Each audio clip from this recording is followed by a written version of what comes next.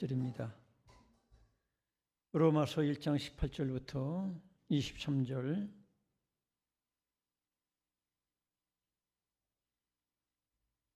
같이 읽겠습니다. 시작. 하나님의 진노가 불의로 진리를 막는 사람들의 모든 경건하지 않음과 불의에 대하여 하늘로부터 나타나나니 이는 하나님을 알만한 것이 그들 속에 보임이라. 하나님께서 이를 그들에게 보이셨느니라. 창세로부터 그의 보이지 아니하는 것들 곧 그의 영원하신 능력과 신성이 그가 만드신 만물에 분명히 보여 알려졌나니 그러므로 그들이 핑계하지 못할지니라.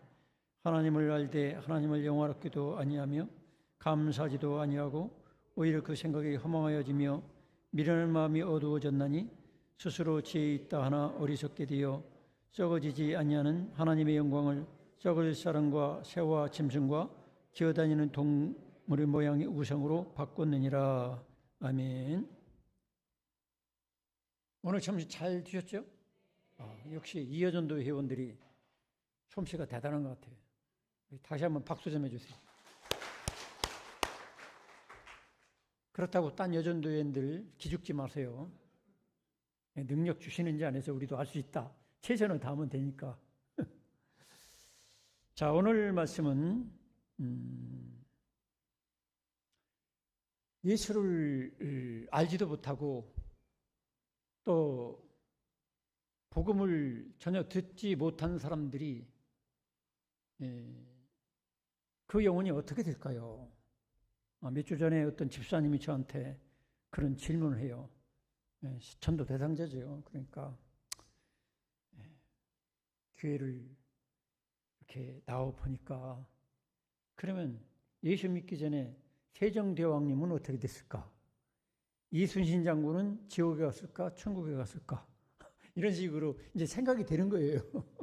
여러분들도 그런 생각 안 해봤어요? 저 같은 경우는 또 저희 할아버지에 대해서 아버지로부터 좋은 얘기만 많이 들었어요.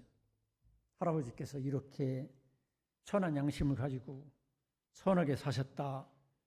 그러면서 할아버지에 대해서 좋은 얘기만 들었기 때문에 예수를 믿은 다음에 그렇게 착하고 의롭고 이웃 사람들에게 좋은 일만 많이 했는데 할아버지가 지옥 간다면 좀 합당하지 않잖나 이런 생각이 났어요.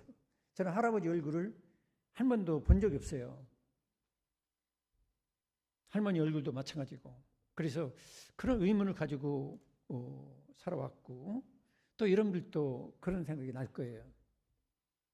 정말로 성경 그대로 예수만 꼭 믿어야만 복음을 들어야만 구원받는다면 우리나라 역사에 5,000년 역사에 수많은 사람들이 살다가 가셨는데 이 개신교 복음이 전해져봤자 가톨릭까지 해봤자 200~200년인데 그 전에 사람은 다 몽땅 다 지옥에 갔다면 좀 이상하지 않겠나.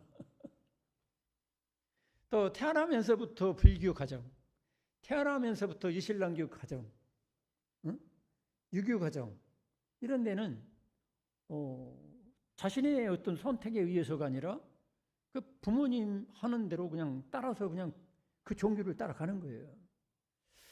그런 경우에 어떻게 될까? 여러분 이 시간에는 그런 질문을 한번 가지시기 바랍니다. 그래서 여러분들이 혹시 그냥 일반적인 성경적인 난제라든지 신앙적인 아주 골치 아픈 난제에 해결되지 않는 난제가 있어요. 물론 제가 무슨 대단한 실력이 있어가지고 그걸 명쾌하게 그냥 다 100% 다 이해되게 설교할 수 있다. 그런 교만은 아닙니다. 교만 아니지만은 우리들에게는 교회를 나오다 보면 어떤 때는 그런 의문과 해결되지 않는 난제가 있어요. 그런 것들을 저에게 사석에서 말씀해 주시든지 밴드에 올려주시든지 문자나 톡으로 올려주시면 제 나름대로 준비하는 데까지 준비해 보겠습니다. 왜냐하면 목회자가 그냥 자기가 기도하고 생각나는 대로 여러분에게 설교만 하는 것이 다가 아니고 성도들이 의문을 가지고 있고 우리 교우들이 가지고 있는 그런 의심의 문제, 해결되지 않는 문제를 가지고 저에게 질문을 해주면 그에 대한 답변을 해주는 것도 우리 목회자와 성도 사이의 어떤 교제나 커뮤니케이션에 상당히 도움이 될 것 같아요. 자, 이 시간에는 어쨌든 예수님의 복음을 듣지 못한 상태로 죽은 사람들, 몽땅 다 지옥 간다 그러면 답은 간단하죠. 근데 좀 공의로운 하나님이라면, 그죠? 하나님은 의로운 분 아닙니까? 그죠?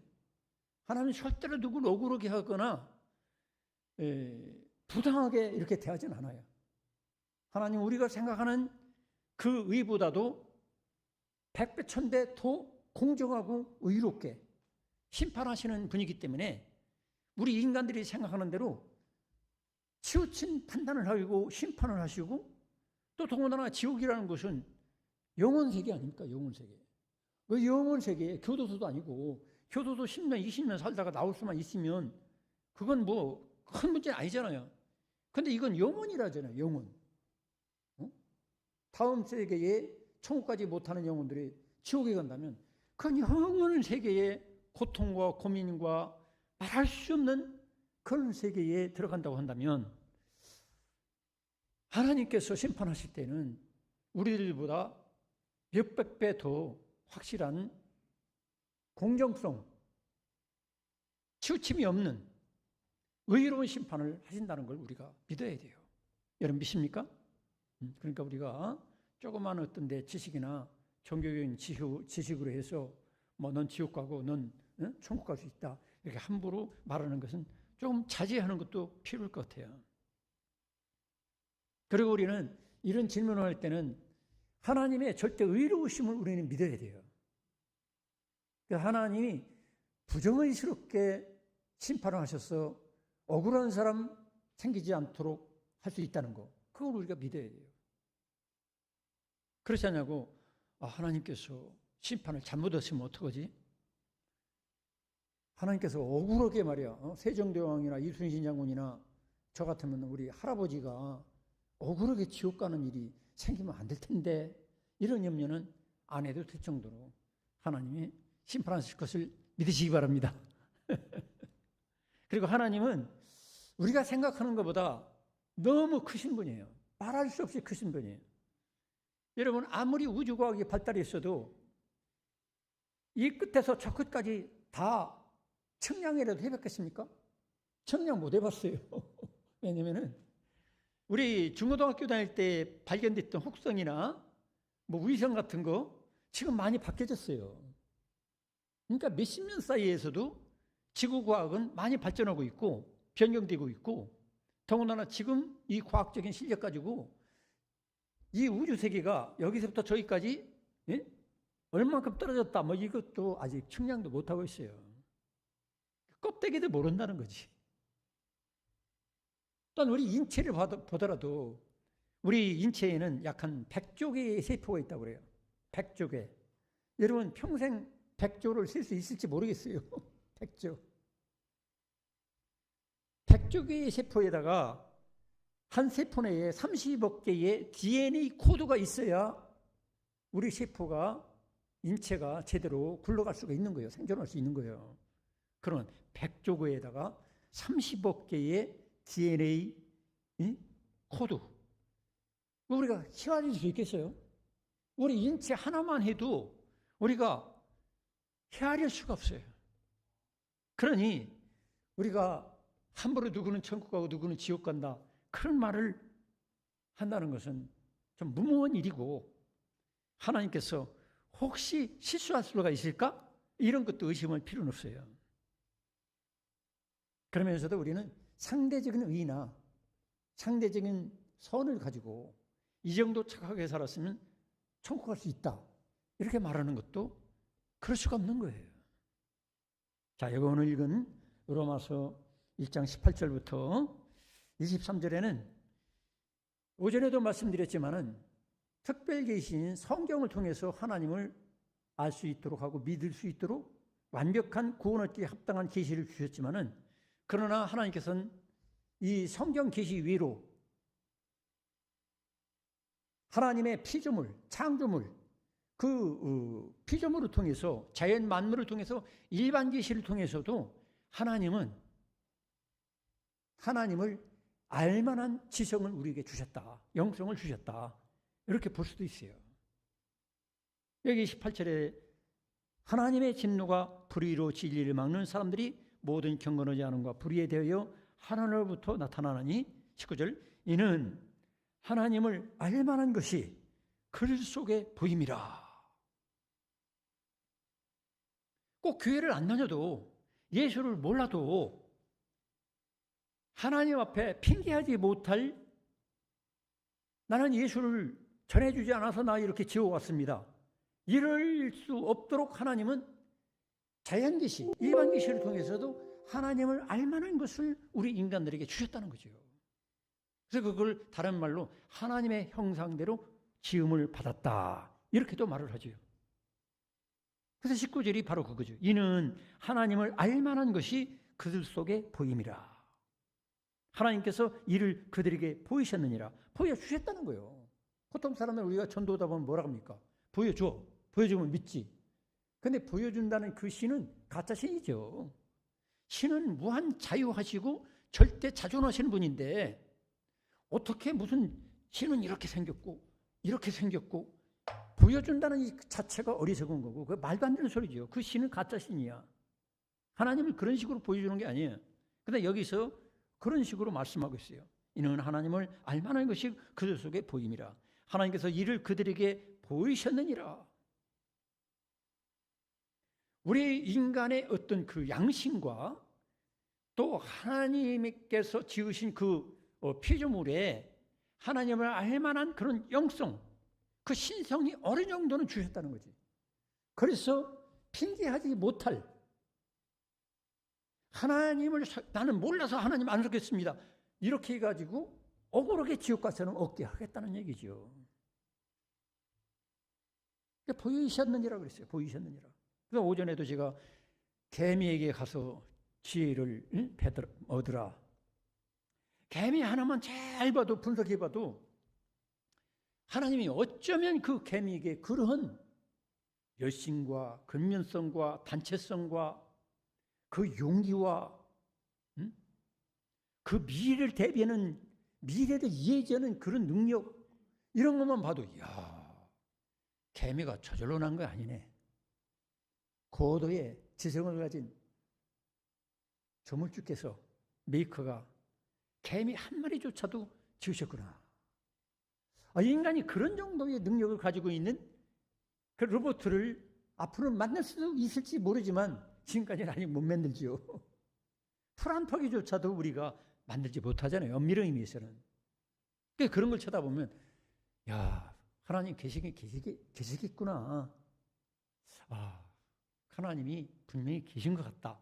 그래서 거기서부터 무언가 성경을 찾든지 뭔가를 찾든지 해서 본인이 노력을 해야 되는데 이런 거 전혀 없이 배부르면 끝이야. 즐겁게 살면 끝이라고. 이렇게 인본주의적으로 인간의 본능만 만족시키다 죽으신 분들은 나중에 지옥 가서 하나님 앞에 항의할 수가 없다는 거죠. 알만한 것을 보여줬는데 네가 왜 안 찾았느냐. 내가 보여줬잖아. 개미를 통해서 아니면 무슨 동물을 통해서 자연 만물을 통해서 우주 만물의 무한한 이 인간적인 입장에서 무한이죠. 무한을 통해서 무한자가 계시겠구나. 이 정도는 네가 알았어야 되는 거 아니야? 이렇게 하나님이 질문하실 수가 있다는 거죠. 그래서 20절에도 창세로부터 그의 보이지 아니하는 것들 곧 그의 영원하신 능력과 신성이 그가 만드신 만물에 분명히 보여 알려졌나니. 따라하십니다. 분명히 보여 알려졌나니. 분명히 보여 알려줬다는 거죠. 그러면 네가 양심이 있으면 그 절대자 조물주에 대해서 관심을 갖고 기도하고 추구해야 되지 않겠어? 이런 얘기입니다. 그래서 그에 대한 반증으로 모든 민족에게는 다 종교가 있어요.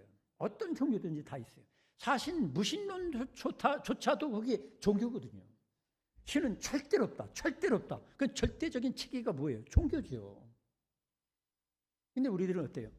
아무리 봐도 개미 한 마리만 봐도 하나님 계신 것 같더라. 내 양심으로 봐도 하나님 계신 것 같고 더군다나 성경을 읽어보니까 하나님이 계신 게 확실해. 정말로 하나님은 예수 그리스도를 통해서 완벽한 계시를 우리에게 보여주셨어. 그래서 우리가 예수 믿는 거 아닙니까? 할렐루야. 그런 다른 뭐가 있어야 된다는 거죠. 그래서 하나님은 억울하게 지옥 보낼 그런 나쁜 분이 아니라는 거예요. 하나님은 우리에게 얼마든지 마음에 원하기만 하면 신을, 절대자를 만날 수 있는 그런 매개물, 자연 만물 하나님이 주셨다는 거예요. 그 속에 신성, 일부분이나마 하나님의 형상대로 지음받은 신성, 영성을 주셨다는 거예요. 그러므로 그들이 핑계하지 못할지니라. 그래서 핑계하지 못한다는 거죠. 우리는 너무 걱정을 없어요. 아이고, 우리 할아버지가 억울하게 지옥 가는 거 아니야? 하나님이 그렇게 얘기하면 너무 멋진 거 아니야? 걱정을 없어요. 하나님은 핑계하지 못하도록 다 알 만큼 계시해 주셨고, 하나님을 원망하고 하나님이 무슨 잘못된 판단을 할 수 있는 그런 분이 아니라는 것을 다 보여주셨어요. 그러면서 21절에 하나님을 알되 하나님을 영원하게도 아니하며 감사하지도 아니하고 오히려 그 생각이 허망하여지며 미련한 마음이 어두워졌나니. 문제는 뭐냐? 하나님은 다 알만하도록 다 보여줬는데, 하나님을 알만하게 했는데 하나님을 알아도 하나님을 영원하게 하지 않고 우상화하고 다른 피조물들 우상화하고 아니면 자기가 신이 되든지, 이단 교주, 종교들이 교주들, 그게 뭐예요? 자기가 하나님 영광을 대신한 거예요. 이런 교주들을 맹목적으로 맹신적으로 추종하고 따라갔다면 그건 그 사람 책임이요.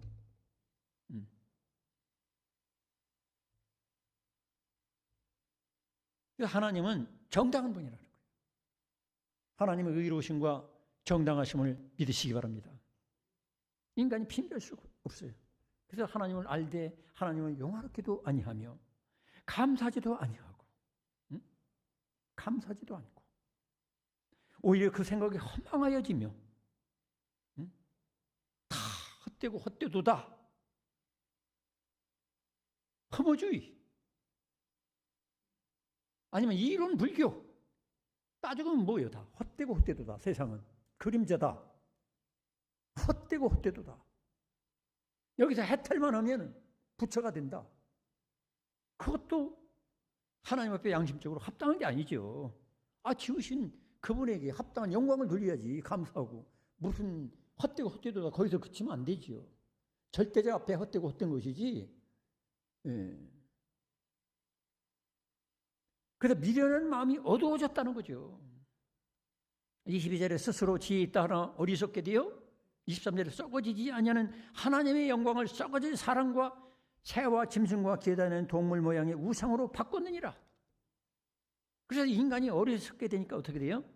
썩어지지 아니하는 하나님의 영광을 썩어질 사람을 우상화하는 거예요. 무당들을 보면 관우 장비신, 무슨 왕신, 이런 거 섬기잖아요.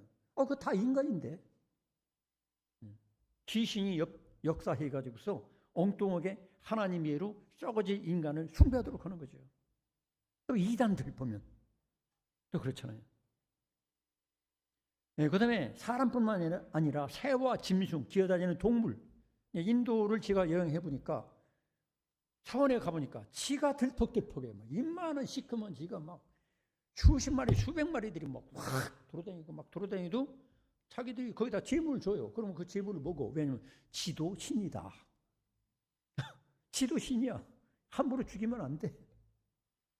소도 여기에 똥 싸고 저기다 똥 싸고 소변 보고 그래도 걸치적거려도 소 함부로 때리면 안 돼. 왜? 신이야, 신. 인도 가보면 제일 편한 존재가 뭐냐? 소. 그 다음에 개. 개도 이만한 강아지. 개가 이렇게 계단 올라가는데 탁 누워가지고 주무시는 거야. 함부로 깨면 안 돼. 왜? 개도 신이거든. 근데 이렇게 인간이 어리석고 어두워지면 그렇게 된다는 거예요.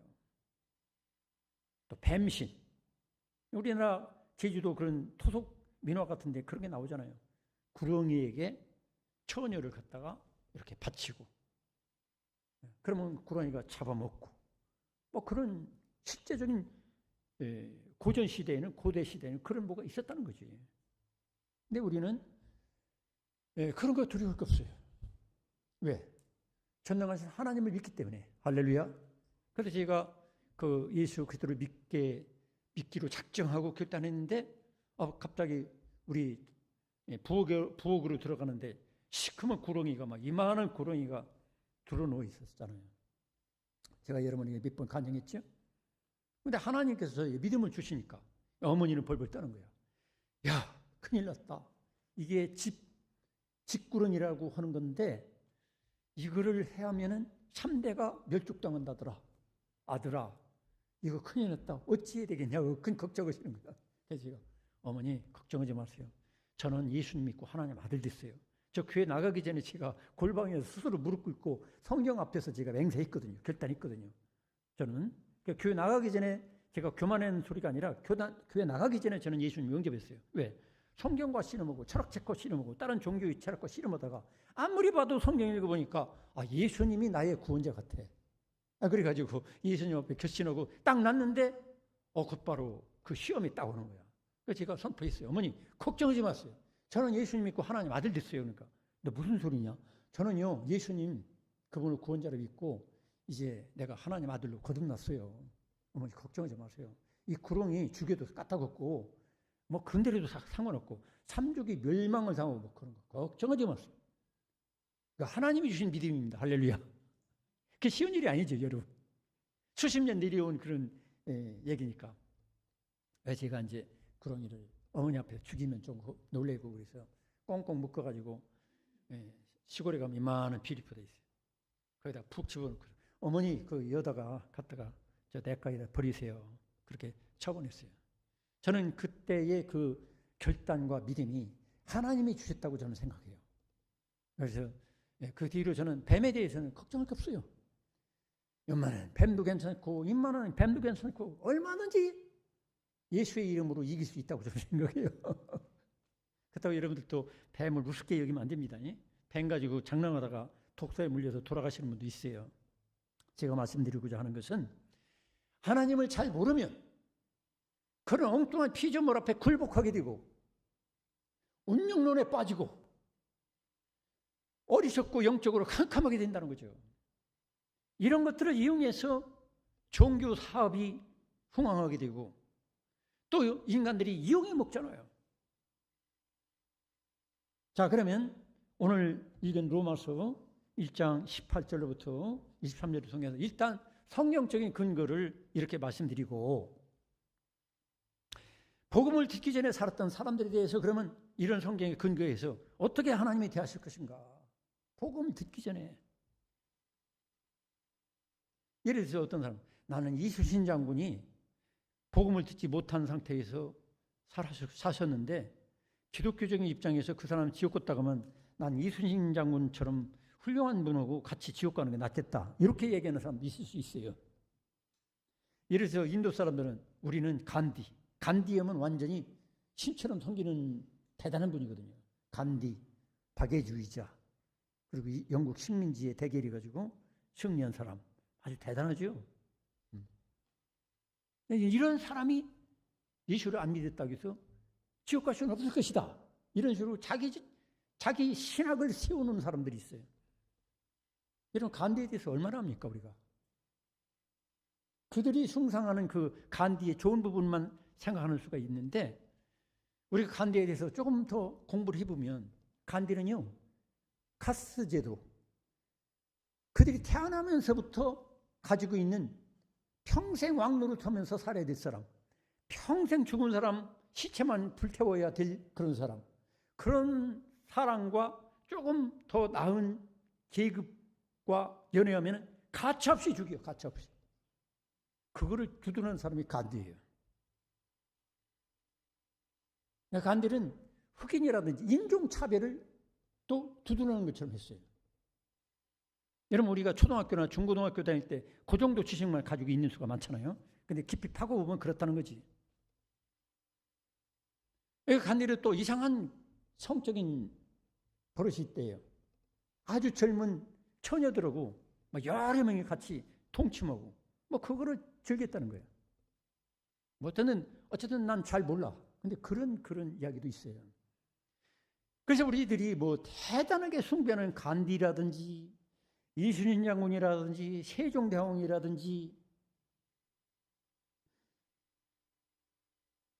아니면 현대사회 박정희 대통령이라든지 우리가 초등학교 때 배울 때는 어때요? 초등학교 때 배울 때는 완전히 대단한 분들이죠.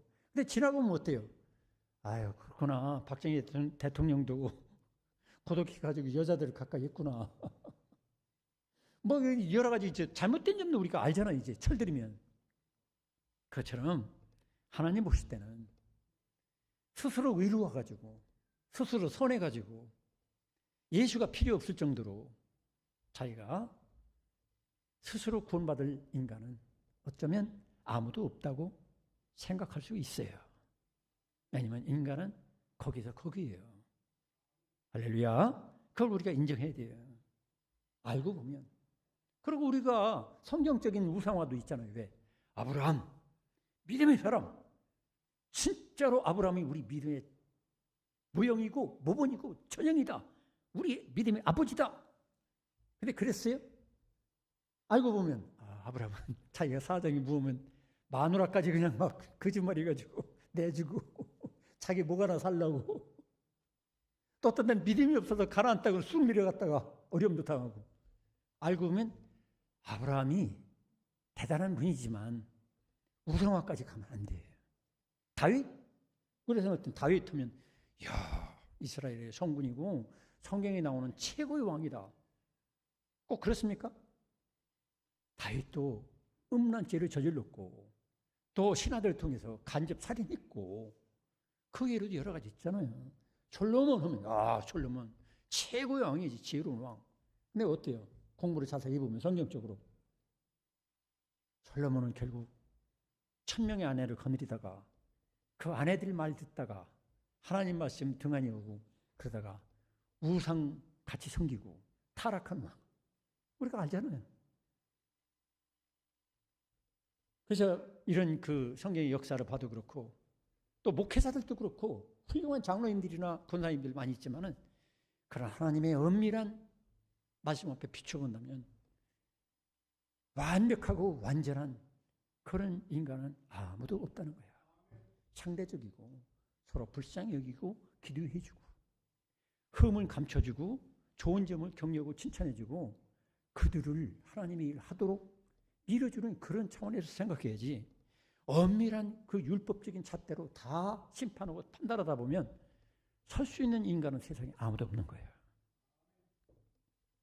그렇다고 우리는 죄를 그냥 자연스럽게 져야만 된다. 그건 아닙니다. 하나님께서 심판하셔요. 정말로 최선을 다해서 노력했는지 그러나 아무리 노력해도 정말로 힘이 딸려서 그렇게 됐는지 아니면 또 다윗과 같이 정말로 철저히 회개하고 그 대가를 치르면서 통에 자복해가지고 하나님의 긍휼로 다시 회복이 되었는지 아니면 거기서 끝쳤는지 그런 차원이죠. 그런 차이예요. 그래서 복음을 듣기 전에 살았던 위대한 사람들, 대단한 사람들, 선한 사람들 그런 사람들에 대해서는 하나님께서 알만하게 보여주셨기 때문에 그에 대해서 양심에 근거한 심판을 받게 되는 거예요. 성경이 없다 할지라도 그들의 양심을 쳐다보면 하나님께서 천국 보낼 자, 지옥 보낼 자 판단하실 수가 있다는 거죠. 여러분 서로 너무 염려하지 마시기 바랍니다. 과거의 인물에 대해 너무 염려하지 마세요. 하나님은 우리보다 천배 만배 더 똑똑하시고 지혜로우셔서 알만하게 보여주셨기 때문에 그에 대해서 합당한 처신을 한 사람들에게는 하나님께서는 천국으로 데려갈 것이고 그렇지 못하고 조금이라도 고의성이 있고 하나님 앞에 죄를 범한 사람들은 결국 하나님께서는 결국 쓰레기같이 이제 지옥에 버릴 사람이 있을 수가 있는 거예요.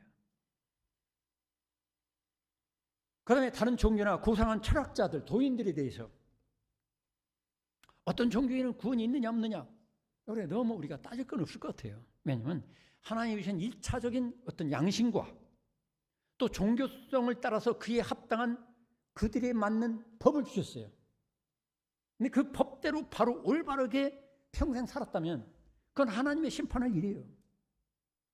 근데 대개는 그 법대로 살지 못했어요. 성철 스님 같이 대단한 분으로 우리나라 불교 역사에 알아주죠. 근데 그분도 나중에 돌아가시기 전에 그 개송을 읊을 때 보면은 그런 얘기가 나와요. 내가 평생 선남 선녀를 미혹하게 하고 속였던 것을 회개하나이다.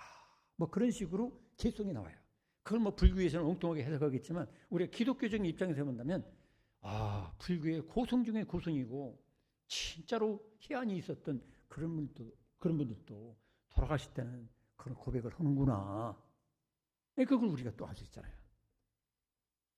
다른 종교나 어떤 교파에 대해서 우리가 너무 그것도 염려 안 해도 돼요. 하나님이 알아서 하실 거예요. 하나님께 맡기시기 바랍니다. 이슬람이나 불교에서도 하나님의 정말로 그 계시를 올바로 분별하고 깨달은 사람들은 지금도 저 이라크나 사우디아라비아, 뭐 이란 이런 데서 환상 중에 예수께서 나타나셔가지고 그들이 자청해가지고 선교사를 만나고 성경을 입수해서 신앙생활하는 사람들이 점점 늘어가고 있잖아요. 하나님께서 역사하시는 거예요. 그렇다고 우리가 뭐 선교하지 말고 전도하지 말자 그런 거 아니죠. 우리도 하지만은 하나님께서 정말로 사랑하는 그 영성과 신성을 가지고 있는 불쌍히 여길 수 있는 사람, 마음이 오픈된 사람을 하나님께서 책임지고 구원할 수 있다는 거예요. 할렐루야. 이런 여백을 놔야 돼. 그냥 내가 칼로 자르듯이 내가 함부로 뭐 그 사람들은 지옥 갈 거고 뻔을 뻔짜다 이렇게 할 필요는 없다는 거지. 그 다음에 예수님을 보지 못하고 죽은 구약시대 사람들은 어떻게 되겠나? 예수 그리스도를 믿고 그분의 이름을 불러야 구원받는다고 했는데 그럼 구약시대 사람은 어떻게 할 거냐 말이지. 응? 3,000년, 4,000년 그 전 시대의 사람들은 어떻게 할 거냐 말이지. 하나님은 그들에게 십계명과 사실 따지면 우리의 신앙이 마땅히 지켜야 될 거 십계명이면 사실 거의 다 포함되는 거예요. 사실 따지고 보면 위로는 하나님 섬기고 옆으로는 이웃을 내 몸같이 사랑하는 거 거기 다 들어있잖아요. 그 법을 하나님이 주신 그 계명을 진정으로 지켰느냐 못 지켰느냐에 따라서 심판하실 거예요. 그 시대 사람은. 지금 그러면 우리 복음을 들은 우리는 어떻게 할 거냐? 우리는 예수 그리스도 그분은 계시의 완성이고 또 그분은 보이지 않는 하나님의 모습이고 완벽히 구원 얻을 충분한 말씀과 계시를 우리에게 다 주신 분입니다. 그런데 그분을 듣고도 내가 진실로 믿지 않는다면 그 사람들은 더 엄한 심판을 받게 되는 거예요. 그 믿음의 진실성과 진정성에 대해서 하나님 앞에 우리는 심판을 받아야 돼요. 내가 믿습니다 한다고 해서 그게 100% 하나님이 다 받아들이는 게 아니에요. 왜? 예수님도 그랬잖아요.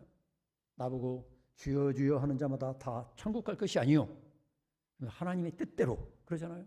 그러니까 우리가 그래서 항상 우리들도 구원 얻은 우리들도 내가 지금 하는 기도가 내가 하는 이 봉사와 헌신과 내 신앙생활이 하나님 앞에 정말로 진실성이 있는가 진정성이 있는가 하나님 뜻대로 하는가 이거는 우리가 종종 엄밀하게 말씀의 거울 앞에서 비춰봐야 돼요. 그냥 내가 입술로 나오는 대로 그냥 어려워도 주여 좋아도 주여 그냥 말끝마다 주여 주여고 아멘 아멘 한다고 해서 그 사람이 다 천국 간다는 거 아니에요. 그래서 우리는 복음 앞에서 합당한 삶을 살 수 있도록 또 누가 받아도 그 진실성을 인정받고 하나님 앞에서 진실성을 인정받을 수 있는 참된 신자가 되어야 됩니다. 할렐루야. 그리고 또한 이 위에도 여러 가지 의문을 가지고 있죠. 낙태에서 죽은 영혼도 영혼이거든요. 그럼 낙태에서 죽은 영혼은 어떻게 할 거냐? 그 불쌍한 영혼들은 그럼 지옥 가야 되느냐? 예수를 알지도 못하고 듣지도 못했는데 그런 문제를 여러분 어떻게 하실 겁니까?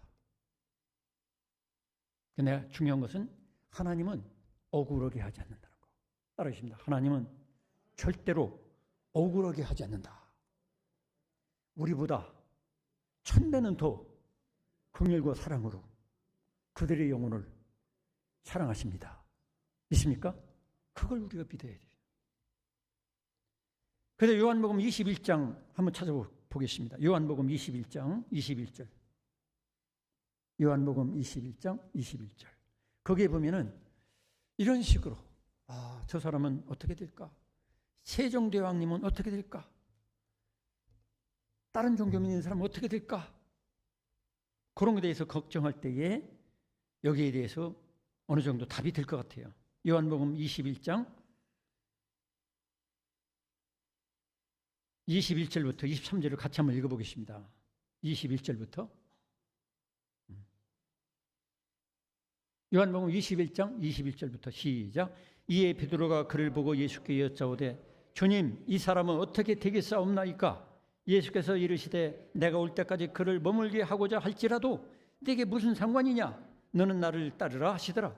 이 말씀이 형제들에게 나가서 그 제자는 죽지 아니하겠다 하였으나 예수의 말씀은 그가 죽지 않겠다고 하신 것이 아니라 내가 올 때까지 그를 머물게 하고자 할지라도 네게 무슨 상관이냐 하신 것이러라. 아멘. 이 말씀이 뭐냐면 베드로가 예를 들어서 이제 제자들의 앞날에 대해서 얘기했을 거예요. 아무개는 순교할 것이고 아무개는 거꾸로 십자가 못 박혀 죽을 것이고 쭉 이제 얘기하다가 요한 사도는 그렇게 안 될 것이냐 얘기하니까 베드로가 이제 찾아가 물어본 거예요. 주님, 이 사람은 어떻게 되겠습니까? 베드로가 이 질문을 잘하잖아요. 그러니까 예수님이 하시는 말이 이 사람이 어떻게 되든 말든 그게 중요한 게 아니라 네가 중요하다. 쉽게 말하면 네나 잘 믿어. 너나 시험과 유혹을 잘 이기고 승리해야지. 사도 요한을 너희들처럼 갑자기 순교당하고 그렇게 하지 않아도 걔는 걔 나름대로 십자가가 있고 할 일이 있다. 그러니까 네 몫에 태운 거, 네 몫에 태운 십자가 사명 직분이나 잘 감당해라. 이런 얘기예요. 그래서 24절에 그렇게 얘기하고 있잖아요. 요한 사도가. 이 일들을 증언하고 이 일들을 기록한 제자가 이 사람이라. 자기라는 얘기지. 요한복음을 지은 저술한 요한 사도가 자기를 고백하는 거예요. 이 일들을 증언하고 이 일들을 기록한 제자가 이 사람이라. 우리는 그의 증언이 참된 줄 아노라. 성도 여러분, 여러분들이 신앙생활하다 보면 많이 의문도 나고 우리 전 시대에 살았던 그런 사람들에 대해서 여러 가지 궁금증도 있겠지만 중요한 건 뭐냐? 내가 진실로 예수의 참 제자인가? 예수와 함께 예수님의 그때 당시 제자들처럼 언제든지 십자가 앞에 내 목을 내밀고 기꺼이 순교할 수 있는 참 신자인가? 참 제자인가? 내가 사욕을 추구하지 않고 내 욕심을 위해서 신앙생활하지 않고 오직 주님의 영광과 하나님께 합당한 영광을 돌리려고 내 모든 것을 다 동원해서 주님만 사랑하고 있는가? 이 참 신자, 참 제자로 살아가는데 더 관심을 가지시고 믿음으로 승리하는 저와 여러분 되기를 축원합니다. 이 시간에 우리 권태화 목사님, 주여 주님의 몸된 교회를 축복하소서. 권태화 목사님 오래간만에 오셔서 감사합니다. 제가 동네 목욕탕에서 가끔 뵀는데 요새 잘 안 오셔가지고 목사님 외국에 가셨는가? 그래서 감사합니다. 목사님 오래오래 사시고 건강하시고 교도소 선교회에서 아주 좋은 일을 많이 하시는데 많이 열매 맺으시기 축원합니다. 제가 기도하겠습니다. 하나님 아버지, 이 땅에 살 동안에 많은 신앙적인 질문도 있고 의문도 생길 때가 있습니다. 성경에서는 뭐라고 말씀하시는지 우리에게 깨닫게 해주시고 또 궁금할 때 하나님께 묻고 또 이렇게 목회자에게 질문하고 그래서 우리의 확신에 진리의 성경 말씀에 확신에 거하는 우리 성도들이 되어서 저들의 신앙생활이 더욱더 역동적이고 또 우리 주변 사람들에게 이러한 하나님에 대한 이해, 변증신학적인 입장에서 대답해 줄 수 있는 그런 지혜를 저들에게 허락해 주옵소서. 우리 권태호 목사님 이렇게 은퇴하시고 교도소의 불쌍한 영혼들을 위해서 사역합니다. 하나님 도와주시고 목사님에게 건강 충만, 성령 충만하셔서 주님 오라 하실 때까지 큰 영광 돌리는 아름다운 능력 있는 목사님으로 날마다 붙잡아 주시옵소서. 예수님의 이름으로 기도드리옵나이다. 아멘. 우리 찬송 520장 부르겠습니다.